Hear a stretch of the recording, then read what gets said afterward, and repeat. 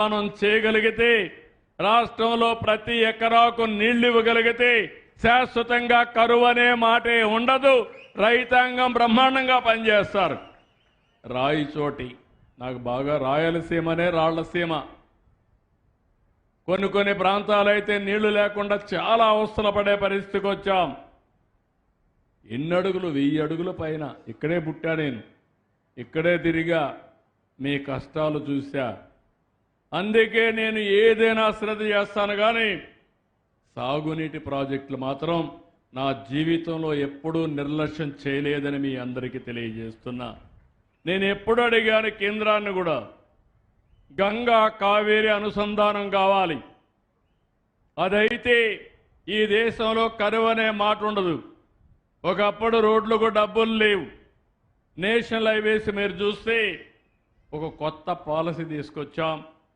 దానివల్ల ఈరోజు national highways అన్ని బ్రహ్మాండంగా అభివృద్ధి అయిపోయినాయి.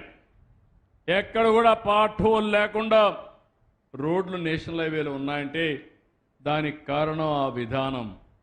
అదే మరిగా నదుల అనుసంధానం జరిగితే ఈ రాష్ట్రంలో బ్రహ్మాండమైన సంపద వచ్చే అవకాశం వస్తుంది. వరదలుండవు, కరువు కూడా అధిగమించే పరిస్థితి వస్తుంది. ఇది కేంద్రంలో లేట్ అయినా రాష్ట్రంలో నేను ఆలోచించాను. దీన్ని వీలైనంత తొందరలో గోదావరి, కృష్ణా ఇప్పటికే అనుసంధానం చేశాం. పెన్నా నది తీసుకొస్తాం, అక్కడి నుంచి వంశధారకు తీసుకెళ్తాం.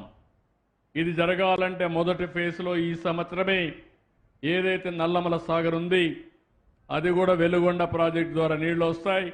ప్రకాశం జిల్లాలో అప్పటి వరకు తీసుకురావాలని దానికి కూడా ప్రణాళికలు తయారు చేశాం. అంటే ఎందుకు చెప్తున్నానంటే మీరందరూ గుర్తుపెట్టుకోవాలి, నేను ఒక భగీరథ ప్రయత్నం చేస్తున్నా. మీకెక్కడా తాగడానికి నీళ్లు కొరత ఉండకూడదని, వ్యవసాయానికి నీటి ఎద్దడి లేకుండా చేయాలని, వాతావరణం మెరుగుపడాలని నేను ఒక ఉద్యమంగా ఆలోచిస్తున్నా. ఇప్పుడు కాదు, 30 ఏళ్లుగా పనిచేశాను. ఒకప్పుడు ఇంకుడు గుంతలు కొట్టాం, ఎక్కడికక్కడ కంట్రోల్ ట్రెంచెస్ తవ్వాం, చెక్ డ్యాములు కట్టాం. ఇంకో పక్క అడవుల్లో కూడా అడవి చుట్టూరు కంట్రోల్ ట్రెంచెస్ కొట్టి అడవిలో వచ్చే నీళ్లు అక్కడే నిలబెట్టి కింది ప్రాంతాన్ని భూగర్భ జలాలు పెంచే కార్యక్రమాన్ని చేశాం. ఇప్పుడు కూడా నేను చూశాను, రాయచోటి ప్రాంతం దగ్గర 9.9, 9.8 ఆ ప్రాంతంలో భూగర్భ జలాలు లోతులో ఉన్నాయి. రాష్ట్రంలో 6.7%, 6.7 మీటర్లో ఉంది. నంద్యాలలో 4 మీటర్లు నీళ్లున్నాయి. ఇవన్నీ ఆలోచించి 3 మీటర్లకు తేవాలి. వర్షాకాలం రోజున వర్షాలు పడిన తర్వాత 3 మీటర్లు నీళ్లు ఉండాలి.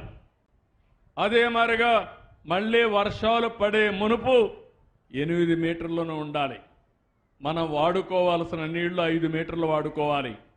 ఒకప్పుడు ఓల్టా చట్టాన్ని నేనే తీసుకొచ్చాను. ఇంతకంటే కిందికి పోతే భూగర్భ జలాలు వాడడానికి వీల్లేదని కూడా తీసుకొచ్చాను. కానీ మీరు మాత్రం దాన్ని కూడా వైలేట్ చేశారు. కానీ ఇప్పుడు అవన్నీ వదిలిపెట్టి ఏ విధంగా నీళ్లు తీసుకురావాలో దీనిపైన శ్రద్ధ పెడుతున్నా. ఎప్పుడో పెద్దవాళ్ళు కట్టిన చెరువులు నీళ్లు లేని పరిస్థితి వచ్చింది. ఆ చెరువులన్నీ నీళ్లు నింపుకోగలిగితే భూమి ఒక జలాశయంగా తయారవుతుంది. దీనివల్ల కరెంటు ఛార్జీలు కూడా తగ్గుతాయి. ఈరోజు 10 మీటర్లు నీళ్లు పైకి తీయాలంటే 10,000 కోట్లు అవుతుంది. అదేగా 4 మీటర్లు అయితే 5,000 కోట్లు అవుతుంది. ఈ 5,000 కోట్లు సంవత్సరానికి ఈ పేదవాళ్లకు సంక్షేమ కార్యక్రమాలు ఇచ్చే అవకాశం ఉంటుంది. అదే నా ప్రయత్నం అని చెప్పి మీ అందరికీ తెలియజేస్తున్నా. వాటర్ సెక్యూరిటీ ఇస్తా, మీరు కూడా సహకరించండి. ఇది జరిగితే అప్పటి నుంచి రాయలసీమ కానీ రాయచోటు కానీ పేదరికం ఉండదు, కరువు ఉండదు. కరువు లేకుండా చేసే బాధ్యత నాదని మరొక్కసారి మీ అందరికీ హామీ ఇస్తున్నా. అక్కడి నుంచి మీరు ముందుకు పోయే బాధ్యత మీది. అది డెవలప్మెంట్ అంటే. అందుకే డెవలప్మెంట్ తెలిసిన వ్యక్తిని, అందుకే దీనికి శ్రీకారం చుట్టాను. 3 సుపరిపాలన చెప్పాను. నేను అడుగుతున్న అందరికీ సెల్ ఫోన్లు ఉన్నాయా లేదా అని అడుగుతున్నా. ఉంటే చేలిపైకెత్తండి.